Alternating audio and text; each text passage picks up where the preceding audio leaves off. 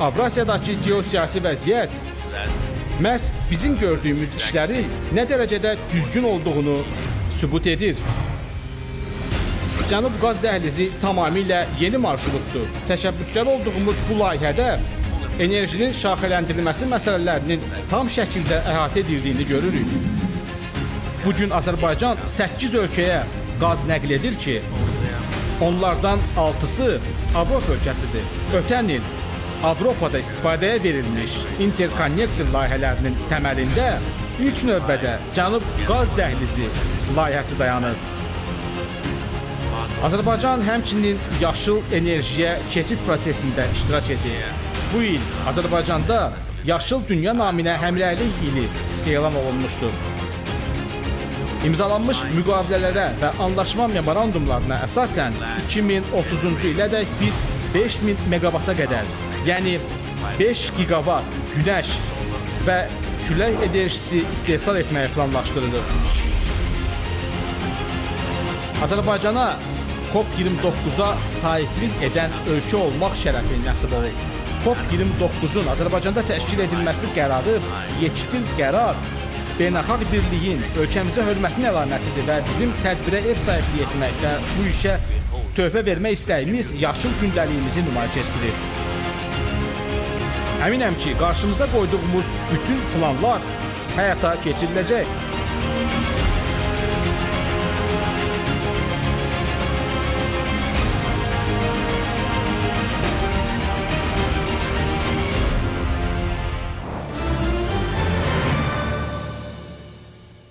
Hər vaxtınız xeyir olsun dəyərli tamaşaçılar. Hədəf proqramı efirdədir. Artıq 11-ci ildir ki, Azərbaycanda Avropanın və bütövlükdə götürsək qitələrin enerji xəritəsi və enerji təhlükəsizliyi məsələsi müzakirə olunur. Bugün də Cənub Qaz Dəhlizi Məşvərət Şurasının sayca 11-ci Nazirlər İclasının təbii ki və Yaşıl Enerji Məşvərət Şurası çərçivəsində nazirlərin sayca 3-cü tədbiri işə başladı. Ənənəyə uyğun olaraq Bakıda dediyimiz kimi beynəlxalq ekspertlərin və rəsmilərin iştirakı ilə müzakirələr aparılacaq və Məşvərət Şurası toplantılarının ümumiyyətlə mahiyyəti bundan ibarət. Eyni zamanda təbii ki, ənənəyə uyğun olaraq açılış mərasimində Azərbaycan prezidenti bir daha enerji təhlükəsizliyi ilə bağlı ölkəmizin mövqeyini dilə gətirdi və bu Azərbaycanın mövqeyi nədən ibarətdir? Bu ilki müzakirələrdə hansı məsələlər diqqətli olacaq? Bu məsələ ilə bağlı studiya qonaqlarımızla geniş müzakirə aparacağıq və təbii ki, diqqətiniz bizdə olsun. Mən studiya qonaqlarımızı təqdim edirəm. Hazırda mənim yanımda İqtisadi Saatların Təhlil və Kommunikasiya Mərkəzinin şöbə müdürü Aqil Əsədovdur. Biz onunla layihənin Cənub Qaz Dəhlizi layihəsinin parametrləri haqqında və iqtisadi tərəfləri haqqında müzakirə aparacağıq. Eyni zamanda bizim digər qonağımız Milli Məclisin deputatı Nigar Məmmədovadır. Nigar xanım, çox xoş gəlmişsiniz. Salamlayırıq sizi və siyasi icmalçı Sahəddin Hüseynov da bizimlədir. Sahəddin müəllim, xoş gördük. Sağ olun. Və Aqil müəllim, Cənub Qaz Dəhlizi layihəsi biz dediyimiz kimi artıq onun istifadəsi ilə bağlı, layihə olaraq daha doğrusu gündəmə gələndə müəyyən, belə desək ki, müəyyən pessimist qüvvələr var idi ki, Nabukodan irəli gələrək, yox, bu böyük, iri tutumlu, maliyyə tutumlu layihədir, bunun öhdəsindən gəlmək hər dövlətin işi deyil, Azərbaycan kiçik ölkədir, bunu bacaracaqmı? Qaz ehtiyatlarına və ümumiyyətlə enerji ehtiyatlarına baxsaq, müqayisədə həqiqətən də Azərbaycandan daha iri dövlətlər var idi, potensialı Azərbaycandan daha böyük dövlətlər var idi, amma bu cür cəsarətli layihələri, təşəbbüsləri irəli sürə bilmirdilər. Və Azərbaycan bu addımı atdı. Biz həmin layihənin işə başlamasının, layihənin işə düşməsi, gündəmə gəlməsindən bugünə qədərki dövrə baxsaq, coğrafiyanın genişlənməsini şərtləndirən əsas səbəblər, iqtisadi səbəblər nələr idi? Necə oldu ki, bu layihəyə maraq ilbəil artdı? Biz Məşvərət Şurasının toplantısında da biz iştirakçı sayına baxsaq, münasibət bildirən dövlətlərin mövqeyinə baxsaq, bunun bir daha şahid oluruq.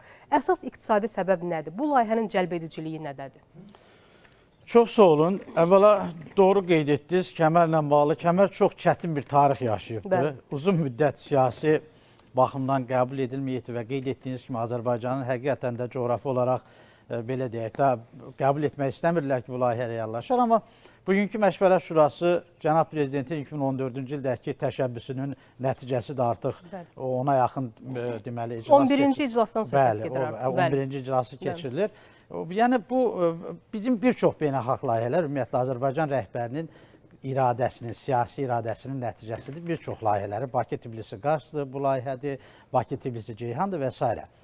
Amma konkret olaraq Cənub qaz dəhlizi ilə bağlı danışanda, Cənub qaz dəhlizi ilə bağlı ilkin razılaşmalar 96-cı ilə təsadüf etsə də, ilkin qaz ixracı 2006-cı ildə reallaşdı və o zaman kəmərin yalnız Cənubi Qafqaz hissəsi adlanan deməli hissəsi hazırdı. Hardasa 700 kilometrə yaxın idi və buraxıcılıq qabiliyyəti 7,4 milyon kubmetr idi. Və nəhayət daha sonra burada daha aydın görünür. Bəli, yaşıl rəngdə gördüyümüz bu Cənubi Qafqaz dəhlizidir. Sonraki qırmızı hissə TANAP layihəsidir, Trans-Anadolu qaz kəməridir. Bu layihə ilk növbədə Azərbaycan qazını Türkiyə bazarına çıxartdı.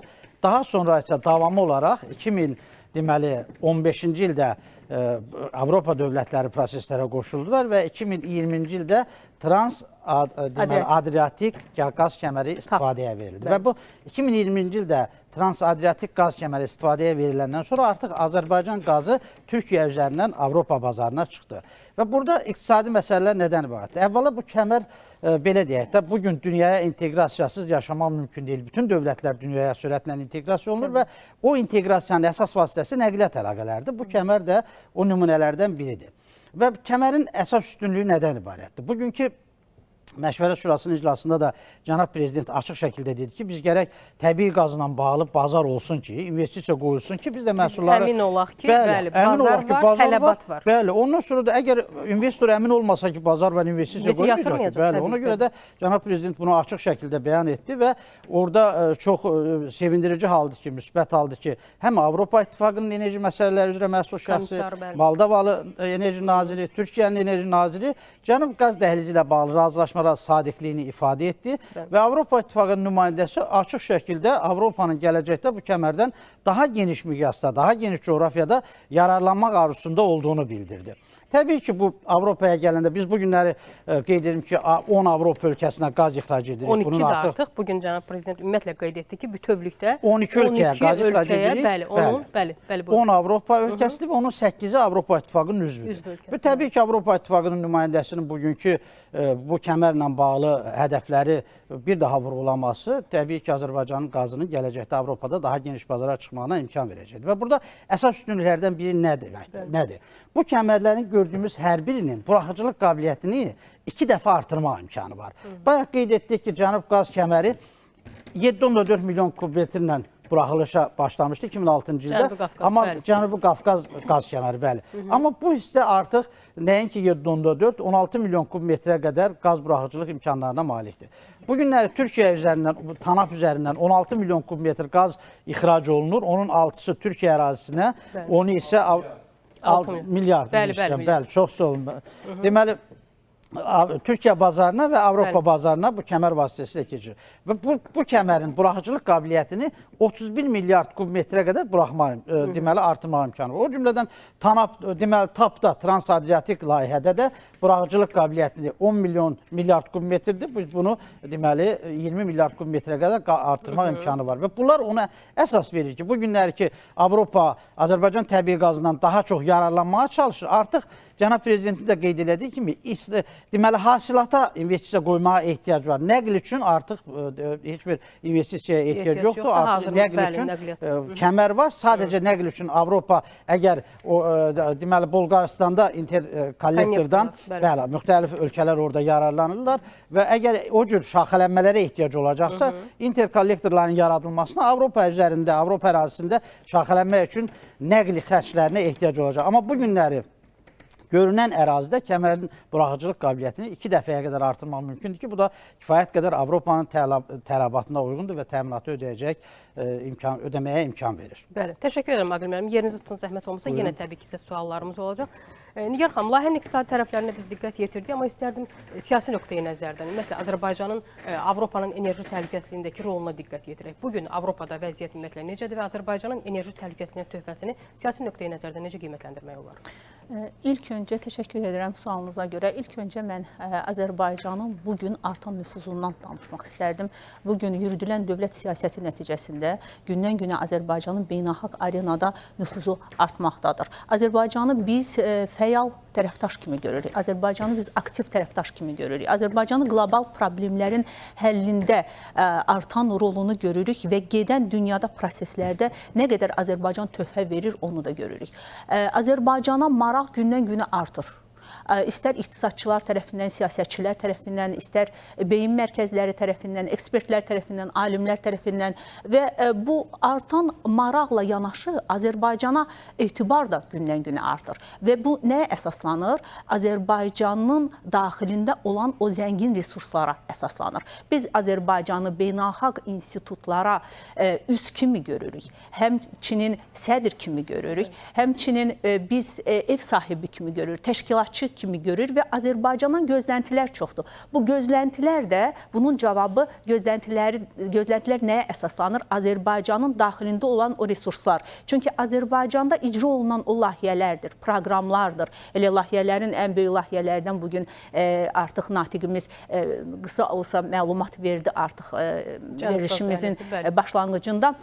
Onlar bir əminlik yaradır dünya ictimaiyyətində. Azərbaycan innovativ bir dövlətdir. İnnovasiya gətirəcək, dinamika gətirəcək, yenilik gətirəcək öz sədrliyi ilə, öz yeni üzvlüyü ilə, öz təşkilatçılığı ilə. Və mən xüsusilə bildirmək istərdim ki, cənab Prezident Ali Baş Komandanın rəhbərliyi ilə əldə olunan tarixi zəfər nəticəsində Cənubi Qafqaz regionunun məhz sülh və stabillik baxımından burada aparılan o düşünülmüş siyasət nəticəsində də bu marağı daha da artırır. Və bugün keçirilən elə Cənubi Qafqaz dəhlizi kimi böyük bir tədbirlər, silsilə tədbirlər, onlarda iştirakçıların sayını və müzakirə olunan o qlobal mövzular onu nəyə göstərir ki, doğrudan da Azərbaycana və regiona olan maraq gündən-günə artır və həmçinin müzakirə olunan mövzuların içində də mən işğaldan azad edilmiş torpaqlarımızın bərpası kimi mövzuları qeyd etmək istərdim. Mən nəqliyyat, logistika layihələrimizi qeyd etmək istərdim ki, bu da bir mənalı şəkildə dünya ictimaiyyəti tərəfindən o marağı daha da gücləndirir. Keçmək istərdim mən Cənub qaz dəhlizi ilə bağlı bugünkü tədbirimizə. Tarixə nəzər salsaq, 2014-cü ildə əsrin müqaviləsinin 20 ili ilə bağlı tədbir zamanı təntənəli mərasim keçirildi və açılışı təməli, yəni tədbirin dəhlizin təməli qoyuldu. 2015-ci ildən Məşvərət Şurası çərçivəsində nazirlərin iclası başladı. 2020-ci ildə artıq dəhlizin açılışı, 2020-ci ilin sonunda dəhlizin açılışı həyata keçirildi və bugün Azərbaycanın enerji siyasətindən bəhs etsək, Azərbaycanın enerji siyasəti, ümumiyyətlə Azərbaycanın enerji təhlükəsizliyi illərdir ki, böyük sərmayələr qoyulur. Azərbaycanın enerji təhlükəsizliyi regionda əməkdaşlığın inkişafına yönəlib. Azərbaycanın enerji təhlükəsizliyi məhz regionun təhlükəsizlik məsələlərinə xidmət edir ki, Avrasiyanın enerji xəritəsini dəyişdirir Azərbaycan. Azərbaycan Avropanın enerji təhlükəsizliyində çox fəal bir rol oynayır. Digər tərəfdən də Azərbaycan çox etibarlı Avropa bazarlarının təchizatçısıdır və uzun müddətdir bu belədir və bu proses də dayanmadan gedir. Etibarlı təchizatdan söz gedir. Bəli, tamamilə haqlısınız. Və keçid almaq istərdim mən bir-iki cümlə bugünkü tədbirə. Bugünkü tədbirdə müzakirə olunan mövzular, götürək elə dəhlizin, Cənub qaz dəhlizinin perspektivləri, onun tərəqqisi, onun istismarı, gör nə qədər böyük, hələ mən bir neçə mövzuları deyirəm, plenar sessiyada müzakirə olunan mövzuları və tədbir çərçivəsində o dəyirmi masalar, qeyri-rəsmi görüşlər, nazirlər arasında keçirilən yəni mən açılışdan sonra mən plenar sessiyalar savayı bu saydı eventləri mən nəzərdə tuturam. Onlar nə qədər regionun inkişafına xidmət edir, nə qədər o layihələrin genişləndirilməsinə, şaxələndirilməsi üçün zəmin yaradır ki, bu da çox vacibdir və bundan başqa da regionda ölkələr arasında o enerji sistemlərin inteqrasiyası üçün böyük zəmin yaradır. Bu çox vacibdir və əsas da məhz Cənub qaz dəhlizinin bugünkü tədbirinin artıq sənədlər də imzalanmaqdadır və imzalanacaqdır. Şirkətlər arasında sənədlərin imzalanmasıdır. Bu da artıq əməkdaşlığın inkişafına da zəmin yaradır və cənab prezident xüsusilə vurğuladı. Biz əgər qaz təchizatı ilə, enerji təchizatı ilə bağlı biz qeyd etdik, Avropanın təchizatçısı Azərbaycanı qeyd etdik. Cənab prezident qaz təchizatı ilə bağlı da bugün çıxışında qeyd etdi ki, onun coğrafiyası, onun sistemi yana gələcəkdə daha da genişlənəcəkdir. Bəli, çünki cəlbedicilik ilbəil artır. Bəli, burada, bəli, siz vurğuladınız Azərbaycanın enerji siyasətinin, həm də bütövlükdə Avropanın enerji siyasətinə verdiyi töhfəni qeyd etdiniz və təbii ki, burada etibarlı tərəfdaşdan söhbət gedir. Təhlükəsizliyə zəmanət verən tərəfdaşdan söhbət gedir. Mən istərdim, indi bu məsələ ilə bağlı Sadi müəllimə sualım olacaq, amma indi biz bir qədər sonra olacaq, amma indi biz həmkarımız Vəfa Seyidovaya bağlanırıq. O, Məşvərət Şurasının toplantısının keçirildiyi məkandadır və Azərbaycan prezidentinin dediyimiz kimi Cənub Qaz Dəhlizi Məşvərət Şurası nazirləri çərçivəsində keçirilən toplantıda verdiyi mesajları qısaca bizimlə bölüşəcək. Buyur Vəfa, eşidirik səni. Bəli, bugün səhər saatlarında Bakı enerji mərkəzi olduğunu bir daha sübuta getirdi. Belə ki, Cənub Qaz Dəhlizi Məşvərət Şurası çərçivəsində nazirlərin 11-ci iclası və eyni zamanda Yaşıl Enerji Məşvərət Şurası çərçivəsində nazirlərin 3-cü iclasında Prezident İlham Əliyev çıxış etdi, bir çox məqamlara toxundu. Açılış sessiyası idi bu və toxunduğu məqamları xüsusilə qeyd etmək istərdim. Avropadakı enerji coğrafiyasının genişləndiriləcəyini vurğuladı və bu coğrafiyanın bir mənalı olaraq bu kontekstdə qalmayacağını qeyd etdi və bu istiqamətdə konnektorların və qaz paylayıcı şəbəkələrin rolunu xüsusilə qeyd etdi ki, məhz bu istiqamətdə genişlənmə ola bilər. Eyni zamanda milli təhlükəsizliyin bir hissəsinin olmağını da qeyd etdi, enerji təhlükəsizliyini və bu istiqamətdə Avropanın enerji təhlükəsizliyinə dair Azərbaycanın oynadığı rolu, verdiyi töhfələr xüsusilə danışdı və eyni zamanda enerji layihələrinin maliyyələşməsi məsələsinə xüsusilə toxundu Prezident İlham Əliyev ki, beynəlxalq təşkilatlara bir növ çağırış idi və onlara bir çağırış idi ki, bu cür layihələrə, maliyyələşməyə daha da diqqətli olmağa və eyni zamanda bu investisiyanı artırmağa çağırdı dövlət başçısı. Digər tərəfdən neft yataqları ilə bağlı danışdı. Azəri-Çıraq Günəşli, Abşeron, Şahdəniz yatağı ilə bağlı danışdı ki, burada bir çox məqamlar var idi. Abşeron qaz yatağından məhz ikinci mərhələsində olduğunu və ikinci mərhələsinin işlənildiyini vurğuladı və həmin bu yataqların Avropanın enerji tədarükünü həyata keçirdiyini diqqətə çatdırdı və 12, bir də onu qeyd edək, ölkə Azərbaycan qazı ilə tədarük edilir. Onlardan 10-u Avropa ölkəsidir, amma 8-i Avropa İttifaqı ölkəsidir. Digər tərəfdən də Türkiyə, Gürcüstan, əlbəttə ki, region ölkələri, qonşu ölkələrimiz də Azərbaycan qazı ilə yararlanırlar. Bundan əlavə yaşıl enerjiyə də toxunuldu. Azərbaycanın yaşıl enerjiyə dair potensialından danışıldı bu istiqamətdə və məhz Prezident İlham Əliyevin vurğuladığı məqam ondan ibarət idi ki, bildirirdi ki, bizim xərclədiyimiz vəsaitin qarşılığını almalıyıq. Yəni, əmin olmalıyıq ki, doğrudan da Avropa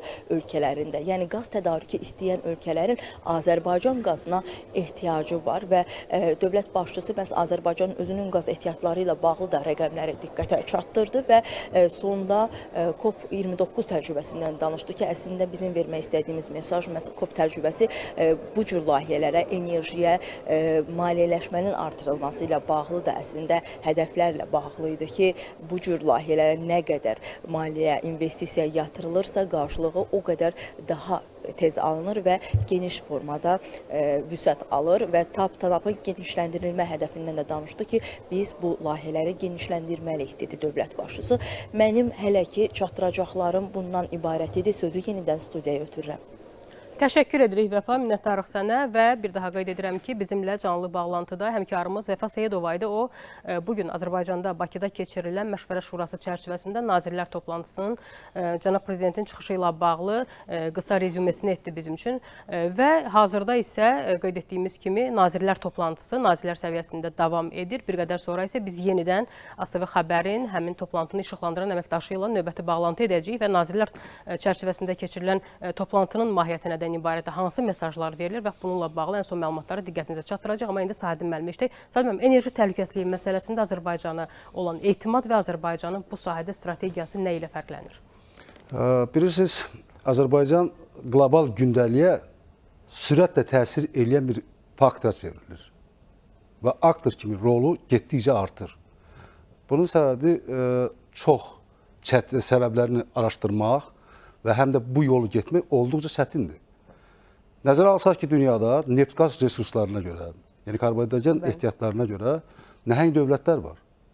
Və biz onların sırasında cəmi cümlətanı 0,7-0,9% payla təmsil olunuruq. Amma bu kiçik potensialla dünya çapında mövqe tutmaq, Avrasiya coğrafiyasında həlledici faktora çevirmək çox böyük siyasətin nəticəsidir. Nə ilə şərtlənir bu siyasət? Birinci növbədə o dövlətlər ki, bu cür sərvətlərə sahibdir, həmin sərvətlərin taleyini birbaşa özləri həll eləmirlər və böyük əksəriyyətini deyərdim mən. Həmin sərvətlərin sahibi olmayan dövlət isə təbii ki, müstəqil siyasət apara bilmir və nəticədə proseslərə, yəni dünya gündəminə təsir etmək imkanından məhrum olur. Bu məsələnin birinci tərəfidir. İkinci tərəfi, bu sərvətlərə sahib olan dövlət həm də ondan rasional istifadə etməyi bacarmalıdır. Yəni, Azərbaycan, qeyd elədi həmkarlarımız, dənizlərə, okeanlara çıxışı olmayan bir ölkədir. Amma həm nəqliyyat hubıdır, həm də Avrasiyanın enerji hubıdır. Mən bunu bu cürdə qeyd edərdim. Çünki Avrasiyanın enerji xəritəsini yenidən tərtib edir, dizayn edir. Nədir bunun səbəbi? Əlbəttə, qonşu dövlətlərlə münasibətlər qurmadan, bərabər hüquqlu tərəfdaşlıq olmadan, ortaq maraqlar yaratmadan, istehsal, tranzit və istehlakçı ölkələr arasında balans yaratmadan buna nail olma mümkün deyil. Təbii. Azərbaycanın apardığı siyasətin birinci növbədə milli maraqları təmin edən siyasət həm də qonşu dövlətlərin maraqları ilə uzlaşdırılır və nəticədə ortaq məxrəc tapılır, ortaq həll tapılır və son nəticə etibarilə Azərbaycan nəinki yerləşdiyi coğrafiyada, bütövlükdə Avrasiya məkanında və həm də deyərdim ki, bugün və eyni zamanda ötən Cənub Qaz Dəhlizi Məşvərət Şurasının iclaslarına dünyanın nəhəng dövlətlərinin, dövlət başçılarının müraciətləri, təbrikləri də onu göstərir ki, Azərbaycanın Xəzər hövzəsini Aralıq dənizi ilə birləşdirmək hərəkət xətti, trayektoriyası dünyanın diqqətindədir. Üçüncü mühüm məsələ nədən ibarətdir? Yəni, tərəfdaşlıq var və eyni zamanda coğrafiya mövcuddur, amma bu coğrafiyanı sən sabitlik təmin etmədən burada hər hansı bir təşəbbüsün irəli aparılmasına söhbət gedə bilməz. İnvestoru bura gətirmək mümkün olmayacaq. İnvestor bura saymaya qoymayacaq təbii ki. Bəli, ona görə də enerji təhlükəsizliyi, milli təhlükəsizliyi faktoru ilə əlaqələndiriləndə mütləq bu amili önə çıxartmaq lazımdır. Və üstəlik də Azərbaycan prezidentinin bugünkü tədbirdə verdiyi çağırışlar da bir daha sübut edir ki, Azərbaycan məhz özünün irəli sürdüyü təşəbbüslərlə, bu təşəbbüslər həm də təkcə regional mahiyyət daşımır, yəni qlobal mahiyyət daşıyır. Biz onu Bakı-Tbilisi-Ceyhanda da, Cənub Qaz Dəhlizində də, eyni zamanda humanitar platformalarda bizim elan etdiyimiz doktrina da bunu sübut edir. Yəni biz təkcə neft-qaz resurslarıyla yox, məsələn, sivilizasiyalararası diyaloq nəyi sübut edir? Müxtəlif sivilizasiyaların harmoniyasında dünyada silahların susturulmasına, dünyada sülhə, təhlükəsizliyə, bütövlükdə planetin sülh şəraitində yaşamasına xidmət edir. Yeri gəlmişkən, Sadi müəllim, çox maraqlı məqamlara toxunursunuz. Təhlükəsizlik və sülh məsələsi. Bəli. Enerji, təhlükəsizlik, biz enerjiyə, ümumiyyətlə, Cənub Qaz Dəhlizi layihəsinə yalnız iqtisadi layihə kimi baxa bilmərik. Qətiyyən. Fikir verirsiniz, trendlər dəyişdi, çağırışlar dəyişdi. Biz təbii, ənənəvi enerji ilə başladıq əslində Cənub Qaz Dəhlizi layihəsinin reallaşmasına. Amma sonra vəziyyət necə dəyişdi? Alternativ enerji məsələsi gündəmə gəldi. Bəli, trendlər dəyişdi. Elə mən istərdim də Nigar xanım qısaca əlavə etsin. Qısaca bir əlavə edeyim ki, elə COP-da da, sizin sözünüzə qüvvət, COP-da da Nigar xanım yadınızdadırsa, bu məsələ, atəşkəs məsələsi əsas trend idi, əsas çağırış idi, əsas deviz idi və bu sahədə də Azərbaycanın dəstəkçilərinin sayı çox idi. Buna bağlı sizin fikrinizi alacağım, amma buyurun Sadi. Əlavəli sülh və təhlükəsizliklə bağlı. Yəni, bu layihələrdə təmsil olunan dövlətlər təbii ki, bura sərmayə qoyurlar, investisiya qoyurlar. İstər Cənub Qaz Dəhlizi olsun, istər Bakı-Tbilisi-Qars olsun, istər Şimal-Cənub Nəqliyyat Dəhlizi, istər Şərq-Qərb olsun. Bura sərmayə qoyan dövlətlər istəsələr də, istəməsələr də bir platformada birləşməli. Çünki bunun investisiya qoyulmaq məcburdur. Ən azından. Ona görə də Bu nöqteyi nəzərdən də bu layihələr sülh və təhlükəsizlik qarantina çevrilir. Müxtəlif əməkdaşlıq formatları, bilirsiniz ki, 3-lü, 4-lü, 5-li formatlar var. Həmin formatlar nəyə xidmət edir? Və eyni zamanda Cənub Qaz Dəhlizi kimi nəhəng bir platforma nəyə xidmət edir? Bura gələn dövlətlərin rəhbərlərindən tutmuş rəsmi və qeyri-rəsmilərinə qədər hər kəs bilir ki, əgər bu təhlükəsizlik olmasa, Avropa bazarı qazsız qalacaq. Necə ki, Şimal müharibəsi, Cənubda baş verən müharibə bu reallıqları ortaya qoydu. Və nəhayət prezidentin bir çağrışına xüsusi maliyyə üsları ilə bağlı olan çağrışına xüsusi diqqət yetirmək istəyirəm. Yəni, ola bilər ki, bizim adi tamaşaçı üçün maraqlı olmasın, həm də çox maraqlı. Nə üçün? Çünki maliyyə, əgər biz qaz ixrac eləyiriksə, indi alternativ enerji, qaz həcmlərini artıracaq və ilə axır. Amma nəzərə almaq lazımdır ki, bugün dünyada sürətlə sənayələşmə prosesi gedir. Ən azı Avropa bazarının ucuz rezervlərdən məhrum olması sənayələşmə gətirib çıxardı. Ona görə də yeni mənbələr axtarışındadır dünya. Bu mənbələrin isə yəni bərpa olunan enerji ilə müqayisədə bunun dəyəri itəcək, yox, itməyəcək. Məsələn, ən adi hesablamalara görə 2045-ci ilə qədər dünyanın ümumi tələbatı, məsələn, neftə olan tələbatı, bir günlük deməli tələbat təxminən 116 milyard barelə gedib çıxacaq. Buna görə prezident çağırış edir, qazıntı yanacağının maliyyələşməsinə sərmayə qoyun. Əks təqdirdə bu qıtlıq yarana bilər. Dünya bazarında kollaps yarana bilər. Başa düşdük? Buna görə o çağırışın mahiyyəti budur. İkincisi, qaz ehtiyatları, sürətlə qaz ehtiyatlarına tələbat artır. Məsələn, ən adi statistikanı götürək, mən təxminən müxtəlif hesablamalara görə dünyanın ümumilikdə illik qaza olan tələbatı 4,5 trilyon kubmetrə yaxındır. Yaxşı, bugün hasil olunan mədənlər gücdən düşür. Bugün çıxarılan yataqlar gücdən düşür. Bu yerləri əvəzləməlidir. Əgər əvəzlənməsə, onda indiki qiymətlərlə dünya iqtisadiyyatını sabitləşdirmək olmaz. Disbalans yaranır. Beləliklə, prezidentin çağırışı, bax, iki mühüm tezisi mən qeyd elədim, çağırışı bütövlükdə dünyanın gələcəyi üçün, dünya iqtisadiyyatının, bütövlükdə insanlığın, planetin sabahının təhlükəsizliyini, əgər biz enerji təhlükəsizliyini deyiriksə, çağırışın mahiyyəti budur. O maliyyə təsisatlarına da, beynəlxalq maliyyə institutlarına çağırışın mahiyyəti budur ki, biz dünyanı yalın əllə idarə edə bilmərik. Çünki biz hansı əsrdə yaşayırıq? Ona görə də biz məhz qazıntı yanacağı məsələsinə gələndə, qazıntı yanacağı, əlbəttə, bərpa olunan enerji, qlobal iqlim və s. bunlar lazımdır. Amma həm də dünya qazıntı yanacağından hələ imtina etmək gücündə deyil. Bu hələ uzun müddət davam edir. Təbii ki. Müəyyən proqnozlar var idi, hətta neft və qaz tükənən sərvətdir. Biz artıq alternativ mənbələrə keçməliyik, amma sizin sözünüzə qüvvət Sadi müəllim, doğrudan da artıq proqnozlar da, yaxın keçmişin proqnozları da göstərir ki, biz hələ uzun müddət ənənəvi enerjiyə müraciət etməli olacağıq. Bu iqtisadçıların hesablamalarında da özünü göstərir və neft-qaz ölkələrinin siyasətində də onu birbaşa görmək mümkündür. Biz az əvvəl qeyd etdik, müxtəlif ölkələrin məhz Cənub Qaz Dəhlizinə cəlbediciliyi artması və qoşulması. Biz 12 ölkənin burada siyahısını görürük artıq. Türkiyə, Gürcüstan, İtaliya, Yunanistan, Bolqarıstan, Rumıniya, Macarıstan, Serbiya, Sloveniya, Xorvatiya, Şimali Makedoniya və Slovakiya. Hələ bu coğrafiyanın daha da genişlənəcəyi ilə bağlı artıq müəyyən bəyanatlar var və indiyə qədər, bu vaxta qədər reallaşan bütün interkonnektorlarında təməli qoyulan və reallaşan interkonnektorlarında bazasında təbii ki, Cənub Qaz Dəhlizi layihəsi dayanır. Cənub Qaz Dəhlizi layihəsində təbii ki, təşəbbüskarı Azərbaycandır və Azərbaycanın təşəbbüsünə olan marağın artıq göstəricisi kimi biz bunu yanaşa bilərik. Təhlükəsizlik məsələsindən biz söz düşdü və Avropa İttifaqı müəyyən manipulyasiyalar edilsə də dairələr tərəfindən, bildirilsə ki, Azərbaycanın qarşısında müəyyən şərtlər irəli sürülsə də, biz Cənub Qaz Dəhlizi layihəsinin segmentləri ilə bağlı, yadınızdadır, xatırlayırıq, xüsusilə TAP layihəsi ilə bağlı. Nə qədər Azərbaycana qarşı təzyiqlər var idi. Ekoloji məsələləri qabardırdılar Azərbaycana qarşı. Güya Azərbaycan hansısa orada yadımızdadır, dırnaq arasında Yaşıllar koalisiyası hərəkatı bəli, etiraz edirdi və Azərbaycana qarşı təzyiqlər göstərdi. Bütün bu təzyiqlər hamısı neytrallaşdı, iflasa uğradı və iqlim məsələsi də təbii ki, bizim üçün prioritetdir. Azərbaycan ötən ilin sonunda COP29 kimi böyük bir nəhəng BMT-nin ən böyük konfransı idi bu, platforması idi. Azərbaycan ev sahibliyi etdi və biz orada da şahid olduq ki, Azərbaycan həm neft-qaz ölkəsi olaraq doğru düzgün enerji siyasətini yürüdür. Eyni zamanda iqlim dəyişmələri ilə qarşı mübarizədə öndə gedir. Bugünkü Məşvərət Şurasının toplantısında da qeyd olundu. Bəli, COP29, Azərbaycanın sədrliyi ilə keçirilən COP29, Bakı COP doğrudan da böyük bir siqnal oldu. Bu bir baza oldu, iqlim dəyişikliyinə töhfə verməklə bağlı və yeganə demək olar ki, neft-qaz ölkəsidir ki, bu məsələdə qlobal bir töhfəyə nail oldu. Hətta onu Bakı çıxışı da adlandırırlar.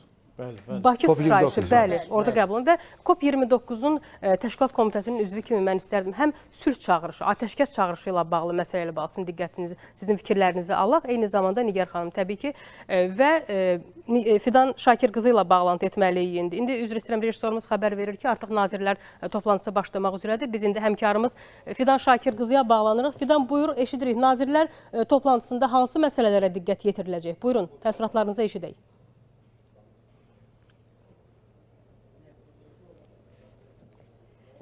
Ata, ilkin olaraq qeyd edim ki, birazdan bir neçə dəqiqə sonra Azərbaycanın Energetika Naziri Pərviz Şahbazovla Avropa Komissiyasının Enerji Məsələləri üzrə komissarının mətbuat konfransı keçiriləcək bu otaqda və elə son hazırlıqlar görülüb, mediada hazırlaşıb və mətbuat konfransına son hazırlıqlar gedir. Gözlənilir ki, Azərbaycan və Avropa arasında enerji təchizatı ilə bağlı mühüm açıqlamalar olacaq bu mətbuat konfransında.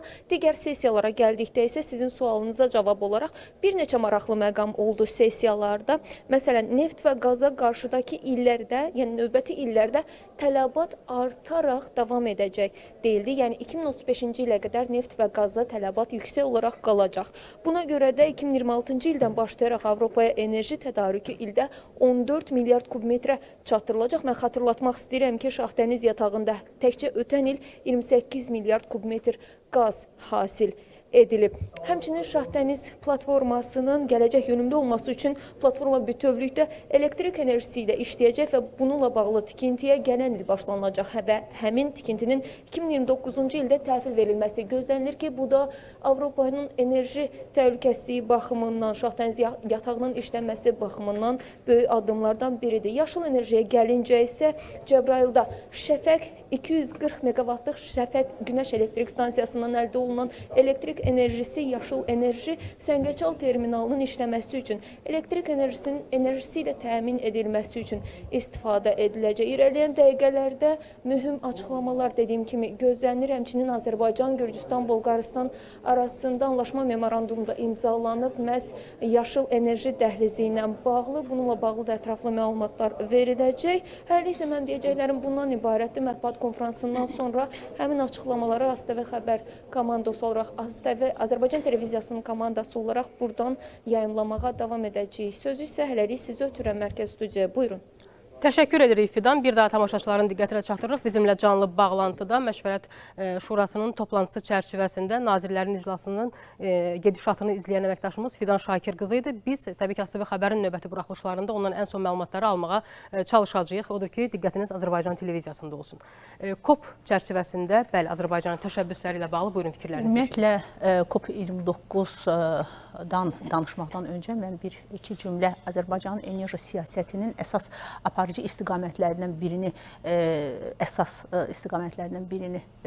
vurğulamaq istərdim. Bu da enerji səmərəliliyinin artırılmasıdır. Bu da enerjinin inkişafıdır. Bu da bilavasitə bərpa olunan enerjinin payının artmasına gətirib çıxardır. Bu da yaşıl enerjiyə keçidin sürətləndirilməsinə gətirib çıxardır.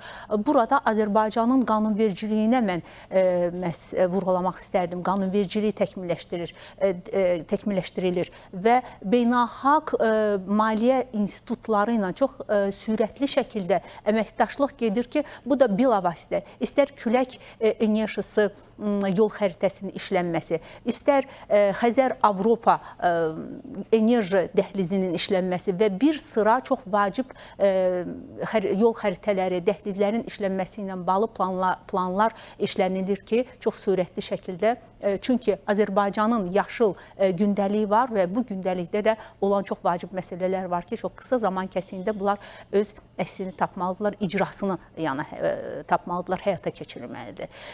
COP29-da mən Təşkilat Komitəsinin üzvü kimi bunu qeyd etmək istərdim. Azərbaycan enerji səmərəliliyi ilə bağlı öz liderliyini göstərdi və Azərbaycan bundan əlavə də enerji səmərəliliyi ilə bağlı yol xəritəsini təqdim etdi. Digər tərəfdən COP29 bizə bir platforma yaratdı ki, Azərbaycan burada çoxlu sayda müqavilələr, sənədlər imzaladı ki, həm işğaldan azad edilmiş torpaqlarımızda bərpa olunan enerjinin gələcək inkişafı üçün bir platforma yarandı ki, gələcəkdə həmən bərpa olunan enerjinin inkişaf etdirilməsi üçün və digər tərəfdən də transregional baxımdan sazişlər imzalandı ki, məsələn, Azərbaycan, Qazaxıstan, Özbəkistan arasında yaşıl enerjinin inkişafı və onun ötürülməsi bu həm regionlar arasında yaşıl bazarların inkişafı, dəhlizin yaradılması, həmçinin ölkələr arasında enerji sistemlərinin inteqrasiyası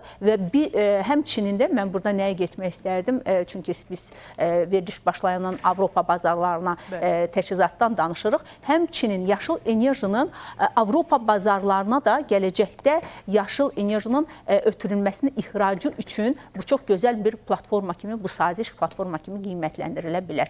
Digər tərəfdən mən istərdim diqqətinizi milli prioritetlərə yönəldəm. Milli prioritetlərdən biri də təmiz ətraf mühit və yaşıl artım təşkil edir ki, məhz buna əsaslanaraq biz istər öz Azəri torpaqlarımız, işğaldan azad edilmiş torpaqlarımızda, Naxçıvan Muxtar Respublikası, Qarabağ, Şərqi Zəngəzur bugün yaşıl enerji zonaları adlandırır ki, burada çox sürətli məhz keçid işləri aparılır ki, əlbəttə ki, bu bir müddət tələb edəcək. Cənab Prezident Berlin konfransında da bunu söyləmişdir ki, çünki dövlətin əsas arxalanacağı məhz fundamenti iqtisadiyyatdır və o keçid o qədər necə deyim, detallı şəkildə təhlil edilərək o keçid həyata keçirilməlidir ki, çünki burada artıq iqtisadiyyatın da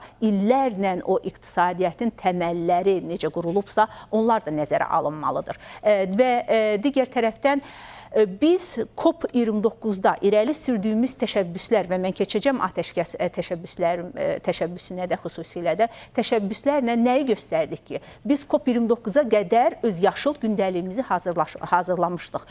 Və digər tərəfdən də biz onu göstərdik ki, Azərbaycan neft və qazla zəngin olan dövlət kimi nə gözəl yaşıl gündəliyini, nə effektiv yaşıl gündəliyini hazırlaya bildi və bu digər neft və qaz ölkələri üçün doğrudan da bir nümunəvi bir addım oldu və nümunəvi bir ölkə kimi Azərbaycan bunu nümayiş etdirə bildi. Atəşkəsə gəldikdə doğrudan da gözlənilmirdi ki, atəşkəslə bağlı Azərbaycanın irəli sürdüyü təşəbbüs bir 100-ə qədər dövlət tərəfindən bu dəstək gözlənilmirdi. Bəli, 100-dən daha çox. Bəli, 100-dən də çox dövlət tərəfindən dəstək biz aldıq.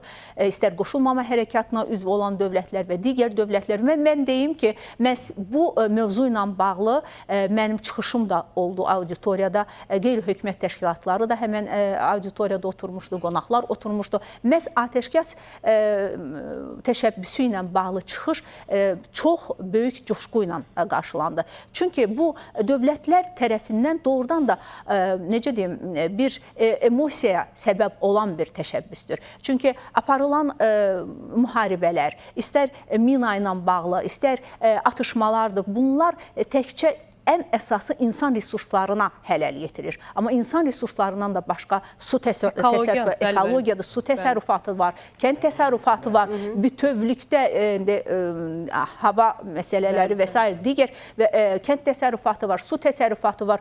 Hələ biz öz sərhədimizdə yerləşdirilən əgər qırıcı silahlardan danışsaq, hələ atəşkəsin pozulması qonşu dövlət tərəfindən, Ermənistan tərəfindən yəni atəşkəsin pozulmasını görəndə nə qədər bizim bütün sərhəd boyu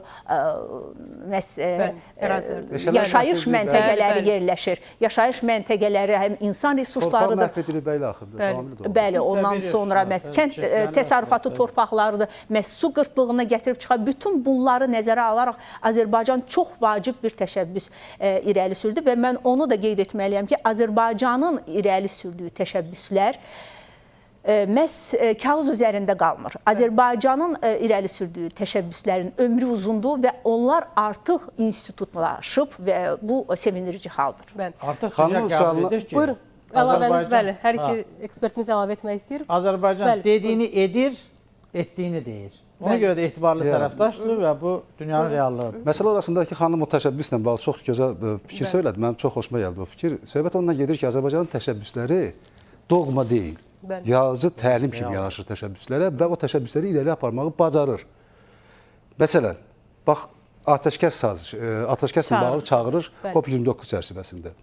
Təsəvvür edin, dünyanın bu son statistikaya görə, BMT-nin statistikası mənim hesablamam deyil təbii ki, dünyada 193-dən yuxarı münaqişə ocağı var. Bunların bəziləri aqoniya vəziyyətindədir, bəziləri artıq baş verib. Bu nəyin səbəbindən? Bu dünyanın hər yeri Əsası deməkdir artıq. olmayan, Sadə illegitim əsası 200 üzərində dövlət var, 193-dən çox. 190 və təsəvvür Bütün dünyanın edin, artıq legitim çərçivəsi əsası oldu, bəli. olmayan iddialar, ambisiyalar dünyanı belə bir dalana diriyib.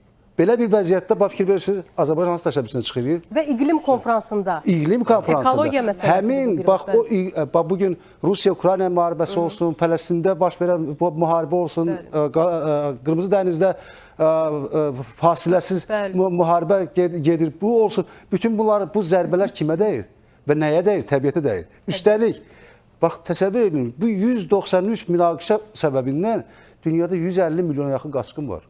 150 milyon təsəvvür edin, dünyanın nəhəng dövlətlərinin birinin ərazisi və əhalisi boyda bir insan axını Və biz qaçqın o yaşayır. problemin nə olduğunu hamıdan Daha yaxşı bir bilir. ölkə Mən ona olaraq. gəldim, çox Bəli, yaxşı bəli. müdaxilə edin. Bəli, biz bütün bunları bilə-bilə və bu problemlərin biz çözərək, özümüz çözərək, BMT-dən, dünyanın bütün qeyri BMT-dən, nə bilim, müxtəlif platformalardan fərqli olaraq biz özümüz əlimizi sırmaladıq. Ədalətlə, cəsarətlə, hüquqla və özdə gücün ədalətə söhbət hüququndan söhbət gedir. Yoxsa gücün var, ədalət arxa planda yox. Biz o güclə dünyada yeni bir nümunə yaratdıq və bu nümunə üzərində artıq sülh inşa edirik. Və dünyada çalışmamız da budur ki, Sülh və əməkdaşlıq. gəlin, sülh və əməkdaşlıq, bəli. Gəlin, bax bu əməkdaşlığı davam etdirək. Yəni sizin qeyd etdiyiniz o COP çərçivəsində saziş, atəşkəs sazişinin mahiyyəti bu baxımdan Azərbaycanın yenə dünya gündəminə təsir edən faktorlar sırasındadır. Bəli, Avropa Bir əlavəniz var, müddətdə buyurun. bəli, Bəli, buyurun. dayandırılması ilə bağlı əsas mahiyyəti də buydu ki, bir müddət Bəli. məhz o Atəşkəsi, atəşkəsin bəli. dayandırılması ilə bağlı Dayandırılması. çox gözəl bir yəni Əsas təşəbbüsü idi və Bəli. nəticəsi də oldu. Mən icazənizlə hörmətli Təbii, millət buyurun. vəkilimizin o milli prioritetlərə toxunarkən Bəli, qeyd etdiyi 5 əsas milli məsələyə prioritet, buyurun. bir-iki cümlə əlavə etmək istərdim və cənab prezidentin də bugün çıxışında qeyd olundu. Biz neft-qaz ölkəsi kimi tanınmağımıza baxmayaraq 2030-cu ilə qədər 6 gigabat deməli külək və günəş enerjisi istehsal edəcəyik ki, bu həm alternativ mənbələrdən əldə olunan enerjinin ixracına şərait yaradacaq, həm də eyni zamanda nə qədər yüksək həcmdə, iri həcmdə təbii qaz ehtiyatlarının yaranmasına səbəb olacaq. Çünki biz o qazı enerji almaq üçün sərf Qənaət edirdik. edəcəyik də, bəli. Bəli, qənaət edəcəyik. Ona görə də artıq Azərbaycan neft-qaz ölkəsi kimi deyil, həm də eyni zamanda yaşıl enerji məkanı kimi tanınmaqdadır. Və Bəli. bir də mən Buyurun. əlavə etmək istədim. Cənab prezidentin əgər gözəl natiqimiz əlavə etdi, fikrini də mən əlavə etmək istərdim. Bəs Qarabağ və Şərqi Zəngəzurda hidroenerji potensialının Bəli, artması ilə bağlı da cənab prezident çıxışında qeyd etdi. Həmçinin həm Qarabağ, həm Şərqi Zəngəzur, həm mən qeyd etdim Naxçıvan Muxtar Respublikası Yaşıl enerji zonası kimi. və orada da hidroenerji potensialının gücləndirilməsi. gücləndirilməsi. Əslində ilə bağlı Azərbaycan fikrini burada bəli. da nümunə göstərə bilir. Mən bir-iki də misalı xüsusilə qeyd etmək istəyirəm. Yəni Azərbaycanın ümumiyyətlə çağırışının mərkəzində nə dayanır və müxtəlif hesablamalara görə dünyada bərpa olunan enerjiya qazıntı yanacağından sərmayə qoyulmur. Cəmi cümlətanı 1% həcmində sərmayə qoyulur. Yəni 1,8 milyard sərmayə, 18 milyard sərmayə qoyulur. Hansı ki 1 trilyon 802 trilyona yaxın sərmayə lazımdır. Bərpa olunan enerjiya. Yəni qazıntı yanacağından bura sərmayə qoymaq lazımdır ki, o yararlar sağalsın. Qazıntı yanacağının təbiətə, cəmiyyətə vurduğu ziyan, negativ proseslər aradan qalxsın. Azərbaycan öz nümunəsində bunu yenə eləyir. Balaxanı zibilliyi vaxtlı hamımızın yadındadır. Bəli. Görün necə reabilitasiya olundu. Yaxud bu Bakı buxtası. Bakı buxtası, bəli. Neftlə Hansı çirklənmiş, vəziyyətdə ən idi? çox çirklənmiş ərazi. Və nəhayət yenə ona qayıdıram ki, COP-un keçirildiyi məkan Bəli. və o təsadüfən orada keçirilmirdi, o rəmzi xarakter daşıyırdı. Bəli. Dünyaya nümunə göstərildi ki, bax biz qazıntı yanacağından gələn sərmayəni təbiətə qoymaqla, iqlimə qoymaqla onu yenidən reabilitasiya edirik, dirildirik. Bax və çağırış da bundan ibarətdir. Bir daha deyirəm, bugün təbiət hava deyirik, hamı deyir hava nədir? Hava oksigenlə azotun qarışığıdır da, qaz qarışığıdır. Sən ora karbon qazını, karbon oksidini buraxandan sonra o məhv olub gedir. Və azon təbəqəsi deşilir. Təsəvvür edin, ildə biz bugün dünya əgər götürsək sənayeləşməni, il ərzində 36 milyard, 1,5 Selsi dərəcə məsələsində 36 milyard karbon qazı tutulmalıdır. Cəmi cümlətən dünya bunun 45 milyardını tutur. Təsəvvür nə boyda fantastik fərq var.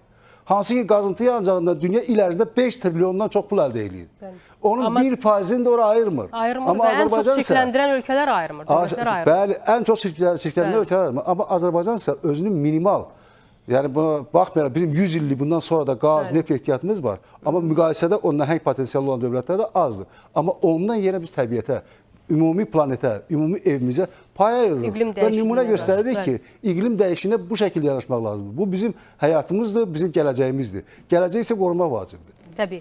Avropa İttifaqının rəsmisi bugün bir daha Cənub Qaz Dəhlizi layihəsinin onun ölkəsi üçün nə qədər vacib olduğunu dilə gətirib. Mən istərdim indi qısaca məhz Avropa İttifaqının enerji və mənzil məsələləri üzrə komissarı Dan Jorgensen'ın fikirlərinə biz diqqət yetirik. O bildirib ki, bizim Cənub Qaz Dəhlizi çərçivəsində Azərbaycanla əməkdaşlığımız qaz təchizatımızın şaxələndirilməsində və Rusiya qazından asıllığımızın azaldılmasında mühüm rol oynayır. Cənubi Qafqazla Avropa İttifaqı arasında yaşıl enerji dəhlizinin inkişafı bizim üçün prioritet məsələlərdən biridir. Bu sahədə müxtəlif ideyalar, texnologiyalar və marşrutlar mövcuddur.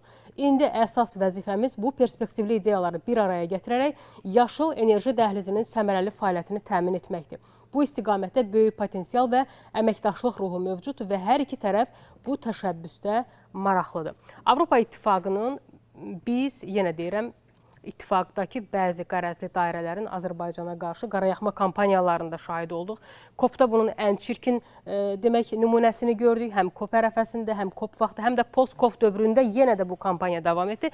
Və bugün Avropa İttifaqı, bu həmin Avropa İttifaqıdır ki, orada Azərbaycana qarşı ikili standartlar siyasət həyata keçirilir. Azərbaycana qarşı demək qərəzli qətnamələr qəbul edilir, bəli. Və bir baskılar var. Amma bugün Avropa İttifaqının komissarı bildirir ki, bugün biz Azərbaycan qazından asılıyıq. Bunu etiraf edir. Bax, bu nöqteyi nəzərdə mən istərdim ki, hazırki geosiyasi böhran dövründə, hələ bu böhranın nə qədər davam edəcəyi ilə bağlı Trumpın gəlişindən sonra bir qədər ümidlər var. Amma bunun qısa müddətdə aradan qalxacağı təbii ki, sadəlövlük olar buna inanmaq. Avropa İttifaqının iqtisadi vəziyyəti ilə bağlı sırf bu enerji tələbatını mən nəzərdə tuturam. Bax, bu böhran fonunda Avropa İttifaqının nüfuzdan düşməsi, siyasi iqtisadi nüfuzdan düşməsi, hətta bu klubun tamamilə dağılacağı ilə bağlı, məhz Trumpın diktəsi ilə və iradəsi ilə dağılacağı ilə bağlı. Bax, bu reallıqlar fonunda, bu proqnozlar fonunda sizin baxışınız necədir? Avropa İttifaqının yaxın gələcəklə bağlı proqnozu necədir? Vəziyyəti hansı istiqamətə doğru gedir?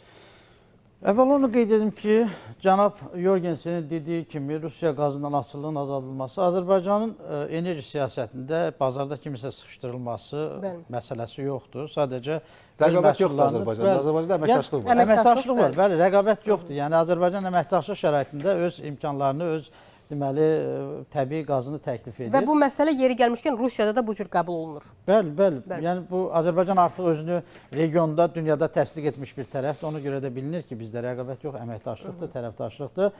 Təbii ki, milli məsələlər, milli maraqlar öndə olmaqla Avropanın gələcəyinə gəldikdə isə açıq şəkildə Avropa İttifaqının nümayəndəsi qeyd etdi. Azərbaycan təbii qazından gələcəkdə daha çox bəhrələnmək arzusundadırlar, daha çox bəhrələnməyi hədəf seçirlər və əvvəldə də qeyd etdiyimiz kimi artıq mövcud infrastruktur Avropanın tələblərini qarşılamağa imkan verir. O cümlədən Azərbaycanın təbii qaz ehtiyatları o tələbatı qarşılamağa deməli imkan yaradır və Avropa İttifaqının nümayəndəsinin bugün qeyd etdiyi məsələyə cənab prezident artıq bir neçə il əvvəldən Azərbaycanı yaşıl deməli enerji məkanı, yaşıl enerji məkanı qeyd etməklə bilirik ki, işğaldan azad olunmuş ərazilərdə müxtəlif dövlətlərin aparıcı şirkətləri yaşıl enerji ilə bağlı iri vəsaitlər qoyurlar. O cümlədən Bakı ətrafı Xızı tərəfdə, Cəbrayıl tərəfdə. Bu dünyanın aparıcı enerji şirkətlərinin qoyduğu investisiyalar Azərbaycanı deməli həm də yaşıl enerji ixracatçısı kimi Avropa bazarına çıxaracaqdır. Bununla bağlı bilirsiniz ki, dənizin altından bir kabel çəkilişi məsələsi də var, layihəsi var və artıq bu istiqamətdə belə deyək də işlər başlanıbdır. Həm enerjinin istehsalı üçün, enerjinin əldə olunması üçün investisiya qoyulur, həm də eyni zamanda nəqli üçün investisiya qoyulur və bu Avropanın enerji təhlükəsizliyində gələcəkdə Azərbaycanın rolunun daha da artacağına zəmin yaradır. Sahib müəllim, məsələnin siyasi tərəfi ilə bağlı qısaca artıq vaxtımız yekunlaşır. Məsələ arasındadır ki, yenə bugün həmkarımız qeyd elədi, ixrac coğrafiyasının genişləndirilməsi üçün Azərbaycan nə mümkündürsə onu eləyib. Yəni, bayaq qeyd elədiyim tezislər əsasında o doktrinanı, diplomatiyanı irəli apara bilir. Amma bugün artıq Avropa qaz istəyirsə, sərmayə qoymalıdır. Avropa institutları, beynəlxalq maliyyə institutları, interkonnektorların genişləndirilməsini yenə Azərbaycan üzərinə qoymaq istəyir və prezident də çox haqlı olaraq və həm də çox prinsipial olaraq, əgər qaz istəyirsinizsə, o beynəlxalq maliyyə institutları məhz layihələrə maliyyə asmalıdır. Onda qaz ala bilərsiniz.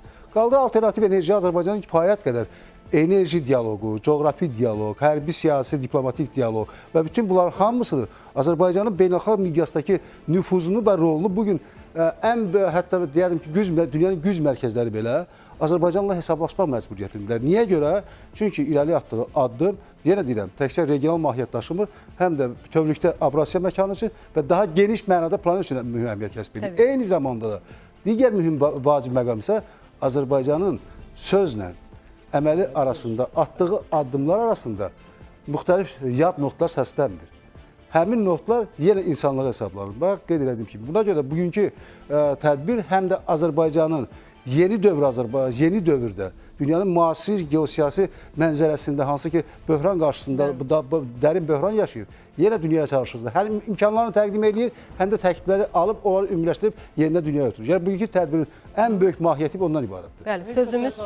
Elon Musk Azərbaycanı gələcəyin ölkəsi adlandırır. Adlandırıb, Dünyanın bir nömrəli milyarderi Azərbaycanı gələcəyin ölkəsi. Daha pragmatik düşünür ona görə. Təşəkkür edirəm dəyərli qonaqlar, minnətdaram hər birinizə. Bir daha xatırladıram studiyamızın qonaqları Milli Məclisin deputatı Nigar Məmmədova, İqtisadi İslahatların Təhlil və Kommunikasiya Mərkəzinin şöbə müdürü Aqil Əsədov və siyasi şərhçi Sadin Hüseynovla biz bugün Bakıda keçirilən Cənub Qaz Dəhlizi və Yaşıl Enerji Məşvərət Şurası çərçivəsində nazirlərin 11-ci və 3-cü iclasının detalları ətrafında və bütövlükdə Azərbaycanın dünyanın və Avrasiyanın enerji xəritəsinə töhfəsi istiqamətində müzakirələr apardıq. Azərbaycan televiziyasında isə bu tədbirin müzakirəsi və bu barədə ətraflı məlumatlar təbii ki verilməsə davam edəcək, xəbərlər davam edəcək. Odur ki, diqqətiniz Azərbaycan televiziyasında olsun. Salamat qalın.